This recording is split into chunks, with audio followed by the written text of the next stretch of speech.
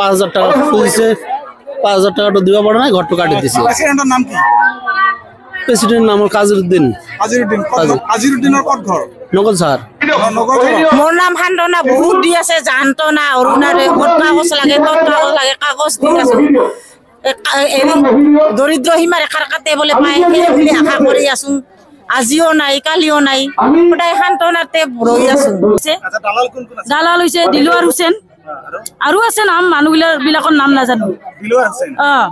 তাই নাম কাটি দিছে মৌখোৱা মাত্ৰ এক বেবেৰী বাঙত পৰিণত হৈছে নেকি অসম চৰকাৰৰ অৰুণোদয় আঁচনি একাংশ দালালৰ স্বজন প্ৰীতিয়ে ঠাই পাইছে নেকি অৰুণোদয় আঁচনিৰ হিতাধিকাৰী বাছনি প্ৰক্ৰিয়াত যোগ্যজনো বঞ্চিত হৈছে নেকি অৰুণোদয় আঁচনিৰ হিতাধিকাৰীৰ তালিকাৰ পৰা এনেকুৱা বহুতো অভিযোগ লৈয়ে আজি বঙাইগাঁও জিলাৰ মানিকপুৰত ওলাই আহিল শতাধিক মহিলা আৰু তেওঁলোকে নিজৰ ক্ষোভ উজাৰি প্ৰতিবাদ সাব্যস্ত কৰিলে মানিকপুৰ খণ্ড উন্নয়ন বিষয়াৰ কাৰ্যালয়ত খণ্ড উন্নয়ন বিষয়াৰ লগতে মানিকপুৰ ৰাজহ চক্ৰ বিষয়াৰ সন্মুখত বাচ্চাটোৰ বেমাৰ বাচ্চাক একো দিয়া নাই জন্মৰ পৰাই তাৰ বেমাৰ আমি চৰকাৰীৰ পৰা আহিছো দীপ্তি সেন আমি 5-6 বাৰ মান দিছো এবাৰো হোৱা নাই বাচ্চাটোৰ কাৰণে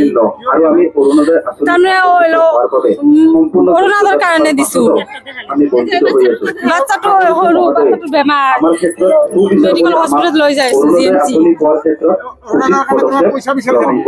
পইচা খুঁজছে দিয়া নাই আমি খুঁজছে দিয়া নাই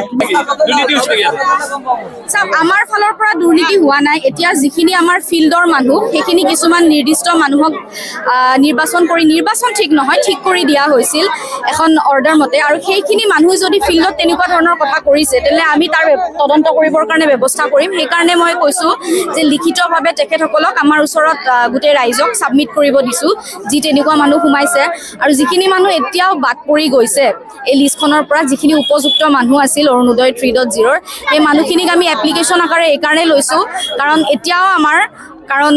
দিবলৈ বাকি আছে আৰু সেইখিনি মানুহক আমি যাতে সোমাই দিব পাৰো অন্তত মেইনলি ধৰক বিধৱা হওক বিকলাংগ হওক সেই মানুহখিনি যাতে সোমাই সেই কাৰণে তাৰে ব্যৱস্থা কৰিবৰ কাৰণে সকলোকে ইয়াতে এখন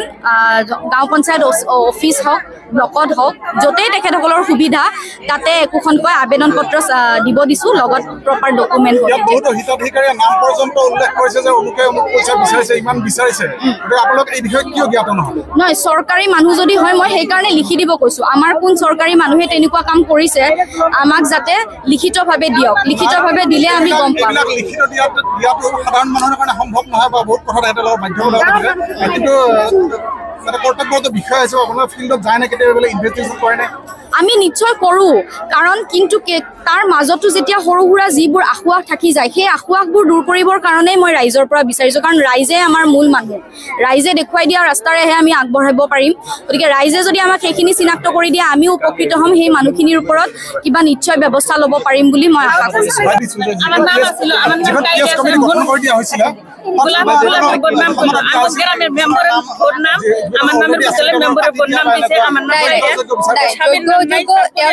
যোগ্যজনকে যিটো ক্ৰাইটেৰিয়া আছে সেই হিচাপে তেওঁলোকক বাছনি কৰিবলৈ নিৰ্দেশ দিয়া হৈছিল তাতে তেওঁলোকৰ ক্ষমতা নাই যে কোনোবা যদি পাবলগীয়া আছে তেওঁলোকক আঁতৰাই পেলাই কোনোবা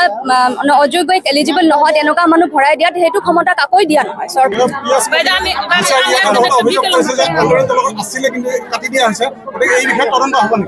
এই বিষয়ে নিশ্চয়কৈ তদন্ত হ'ব আচলতে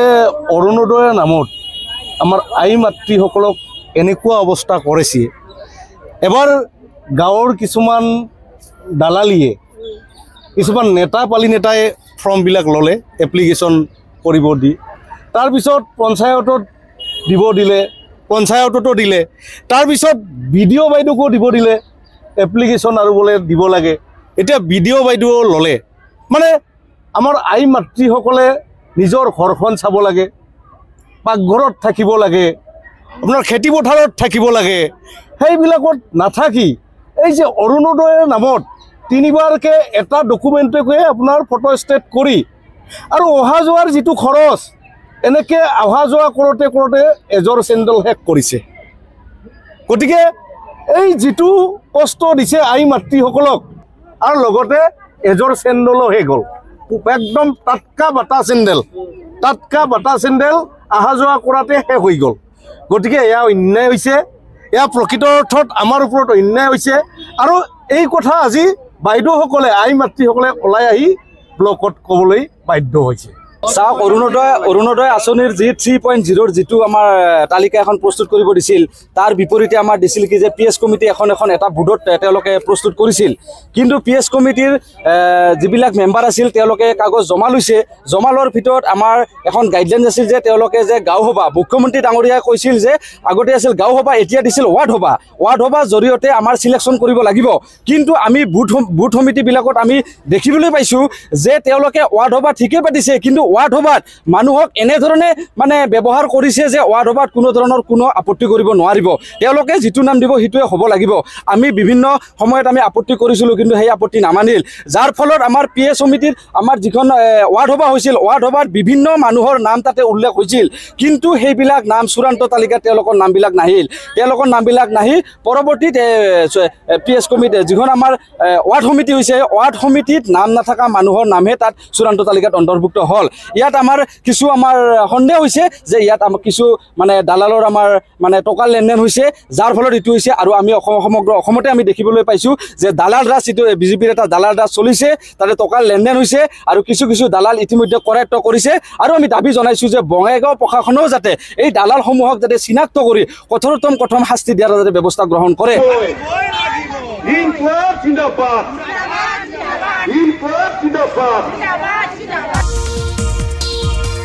মানিকপুৰৰ পৰা উদয়ন নাথৰ ৰিপৰ্ট, নিউজ টাইম 3।